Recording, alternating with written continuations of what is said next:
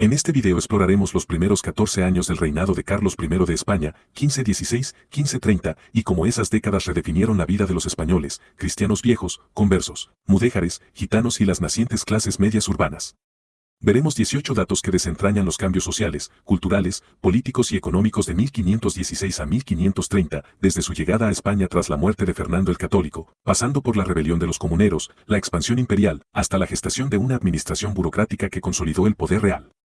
Analizaremos quiénes salieron mejor parados, caballeros urbanos, banqueros flamencos, nobles a la sazón, quienes sufrieron más la fiscalidad y las persecuciones inquisitoriales, y cómo la autonomía de los castellanos se convirtió en pesadilla tras las guerras y la centralización. Empecemos. Número 1. 1516. Acceso al trono y la regencia de Adriano de Utrecht. El 28 de septiembre de 1516, a la muerte de Juana la Loca, Carlos, con apenas 19 años, sucedió a su abuelo Fernando el Católico como rey de Castilla y Aragón. No obstante, su dominio de idiomas y su juventud obligaron a que Adriano de Utrecht asumiera la regencia hasta su llegada. Durante esos meses, la nobleza castellana, hidalgos de provincias, recuperó privilegios de antaño, exenciones fiscales temporales, puestos en alcabalas y gobiernos locales. Sin embargo, para conversos y mudéjares fue un periodo de incertidumbre. Sin un monarca presente, los tribunales locales se llenaron de denuncias por judaísmo y sospecha de herejía, y numerosos artesanos conversos de Toledo y Córdoba vieron aumentar las visitas inquisitoriales. Así, la primera estancia de Carlos en España creó un equilibrio inestable entre la restauración de fueros locales y el recrudecimiento de la vigilancia religiosa. Número 2. 1517. Entrada triunfal en Zaragoza y primeras Cortes de Castilla. En octubre de 1517, Carlos llegó a Zaragoza para jurar los fueros de Aragón. A continuación, convocó en Valladolid las Cortes de Castilla en 1518 para obtener subsidios para su candidatura al Sacro Imperio. Aquellas cortes celebradas entre octubre y diciembre marcaron un hito. La burguesía urbana de Sevilla, Burgos y Valladolid negoció impuestos en especie, trigo, lana, vino, a cambio de proteger sus rutas de comercio atlántico. Los mercaderes multiculturalmente ligados a genoveses y flamencos vieron aumentada su influencia, mientras que los campesinos de León y Galicia soportaron contribuciones extraordinarias para el pago de embajadores y banqueros imperiales, un anticipo de la fiscalidad pesada que acompañaría toda la era Carlos I. Número 3. 1519, 1520. Elección como emperador y ausencia prolongada.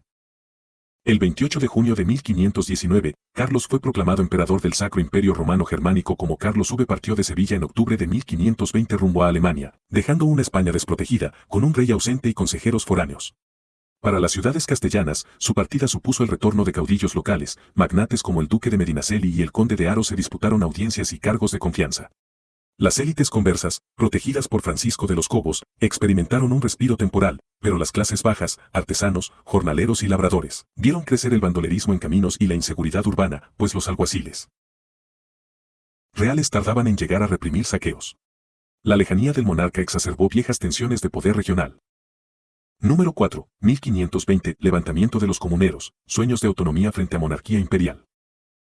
A finales de abril de 1520 estalló la revuelta de los comuneros en Toledo, Medina del Campo, Salamanca y Segovia, protagonizada por consejos urbanos y segundones de la nobleza. Los cabildos exigían la reducción de impuestos, la destitución de validos extranjeros y la protección de los oficios locales. Para artesanos y pequeños comerciantes castellanos, la rebelión representó la oportunidad de preservar su sistema de guildas frente a la uniformización imperial. Sin embargo, el levantamiento provocó la desconfianza de la corona y en cerros de simpatizantes, caballeros hidalgos y artesanos comuneros fueron desposeídos de sus puestos y muchas familias vieron confiscados sus bienes. La autonomía municipal duró unos meses, pero su aplastamiento al año siguiente sentó las bases para un estado más centralizado y recaudador. Número 5. 1521. Batalla de Villalar y la represión de los rebeldes. El 23 de abril de 1521 culminó la rebelión con la derrota comunera en Villalar. Juan de Padilla, Juan Bravo y Francisco Maldonado fueron capturados y ejecutados al día siguiente, enviando un mensaje de terror. Para los veteranos de las milicias urbanas de Toledo, una paliza que significó la pérdida de soldadas e indemnizaciones millonarias. Los principales dirigentes hidalgos comuneros vieron manchados sus linajes y la recuperación del control señorial. Los corregidores reales, antes sometidos a asambleas, recuperaron facultades arbitrarias. En la práctica, la represión asestó un golpe mortal a la aspiración de los burgueses a influir en la política real y reforzó el monopolio real sobre la justicia y la recaudación. Número 6. 1522, 1524. Consolidación de la corte imperial en Valladolid. Con la derrota de los comuneros, Carlos instaló su corte de forma permanente en Valladolid entre 1522 y 1524. Ciudades como Medina del Campo prosperaron, bancos centroeuropeos reforzaron el sistema de préstamos para la corona y mercaderes españoles ampliaron su red con Flandes. Para la aristocracia vinculada a la Inquisición y al Consejo de Castilla, la cercanía al monarca significó ascensos fulgurantes y mercedes reales, títulos de conde y ducado se vendieron a precio de oro. No obstante, la población rural sufrió el peso de los convoys reales y la carga de acoger cientos de damas de honor, secretarios y guardias extranjeros, provocando escasez de grano y un alza de precios que contrarrestó parcialmente el auge económico urbano. Número 7. 1523-1526, Guerra italiana contra Francia y la fiscalidad exigente. Para sostener sus pretensiones italianas, Carlos reinició la guerra en Italia contra Francisco y entre 1523 y 1526. Cada desembarco de tercios españoles en Lombardía y cada cerco a Pavía eran financiados con impuestos recaudados en Castilla, alcabalas, millones en maravedíes y prestaciones de caballeros fueron requisados. Los hidalgos de labranza, obligados a aportar hombres y caballos, vieron disminuir sus ganancias agrícolas. Por otro lado, la pequeña nobleza militar, los llamados soldados de a pie, disfrutó de promoción y recompensa, ascendiendo a capitán o recibiendo mercedes de tierras en Andalucía. La guerra afianzó la imagen del tercios como élite militar, pero empobreció al campesinado y tensionó las relaciones entre corona y vasallos. Número 8. 1525, Batalla de Pavía, gloria imperial y endeudamiento extremo. El 24 de febrero de 1525, la victoria sobre Francia en Pavía colocó a Carlos en la cúspide del poder europeo. Sin embargo, la gloria costó una factura astronómica. Desde 1523, la corona había multiplicado préstamos con banqueros alemanes, Jacob Fugger y otros, y con mercaderes genoveses. Para la población tributaria, cada préstamo se tradujo en un alza de la alcabala general y nuevos impuestos especiales a sal, vino y algunos productos de primera necesidad. Mientras la corte en Tordesillas celebraba con banquetes y justas, el pan de los pecheros encareció, la crisis recesiva afectó a los jornaleros de Extremadura y las viudas de guerra, que sobrevivían con pequeñas parcelas expropiadas para cubrir la deuda. Número 9. 1526, Liga de Cognac y la implicación de España en alianzas europeas. El emperador impulsó la Liga de Cognac 1526, aliándose con Francia, Venecia y el Papa contra sus propias posesiones imperiales. Este giro político generó nuevas campañas militares que recalcaron la presión tributaria. Otra vez, Castilla sufría requisiciones de vino y lana para financiar tropas. Sin embargo, los comerciantes de Burdeos y la burguesía andaluza se beneficiaron de la apertura comercial temporal, exportando olivo y vino a Italia. A su vez, el campesinado aragonés, tradicionalmente exento de ciertos impuestos, se vio afectado cuando Carlos extendió contribuciones castellanas a Aragón, provocando descontento entre los labradores del Bajo Aragón y Navarra. Número 10. 1527, saqueo de Roma y repercusiones en la opinión pública española. Aunque el 6 de mayo de 1527 los tercios saquearon Roma, la noticia tardó en llegar a Castilla. Cuando lo hizo, ciudades como Toledo y Salamanca estallaron en debates morales. ¿Era lícito que cristianos arrasaran la ciudad eterna? Para teólogos y frailes franciscanos, fue un escándalo que intensificó las predicaciones sobre la justicia divina. Las cofradías de Sevilla organizaron rogativas para pedir perdón. En las aldeas, campesinos conversos y moriscos vieron intensificarse la vigilancia inquisitorial, pues el asalto a la Basílica de San Pedro era interpretado como consecuencia de la impureza de la fe interna. Así, un episodio en Italia se tradujo en un recrudecimiento de la ortodoxia dentro de España. Número 11. 1528, Paz de Cambrai y alivio temporal para Castilla. El 3 de agosto de 1529, la Paz de Cambrai selló la tregua con Francia. Antes de su firma, en 1528, Castilla respiró con la detención de reclutamientos y contribuciones extraordinarias. Mercaderes de Sevilla y Burgos recuperaron normales exportaciones a Flandes y Campeche, mientras que el precio de la cebada y el trigo disminuyó levemente gracias a la reducción de impuestos a la exportación. No obstante, los historiadores señalan que este alivio fue efímero. Carlos necesitaba seguir financiando campañas renaissancistas y su corte itinerante, por lo que pronto reanudó las alcabalas y creó nuevas tasas sobre gentes de morería y judería de Toledo y Murcia. Número 12. 1524-1530, creación del Consejo de Estado y burocracia centralizada. En 1526 se constituyó formalmente el Consejo de Estado y, en paralelo, el Consejo de Hacienda un par de años después. Estas instituciones marcaron el paso de una monarquía patrimonial a un Estado burocrático. Los decretos que antes circulaban oralmente, ahora se documentaban y sellaban en folios. Para juristas como Francisco de los Cobos y Andrés de Cabrera, fue el momento de brillar como secretarios reales. Se configuró una carrera administrativa de la que emergieron nuevos hombres nuevos sin linaje nobiliario. Por el contrario, las familias hidalgas de tradición centenaria, acostumbradas a comprar cargos localmente, vieron cómo las oposiciones y peticiones reales centralizadas cerraron las puertas, empujándolas a la irrelevancia provincial. Número 13. Impacto cultural, llegada del Renacimiento flamenco y humanismo.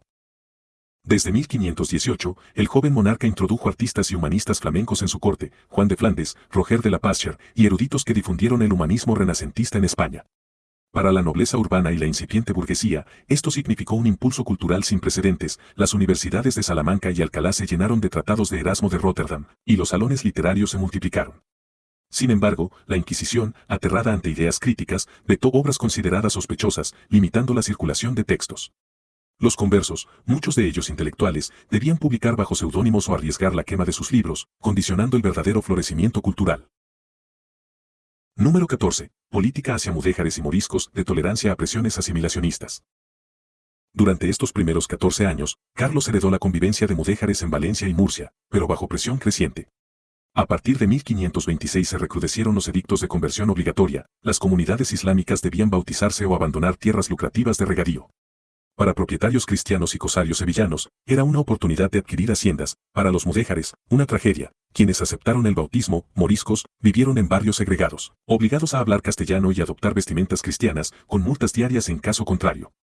Así, una minoría productiva fue expropiada de su cultura y sus oficios, empobreciendo regiones clave de exportación de seda y frutas.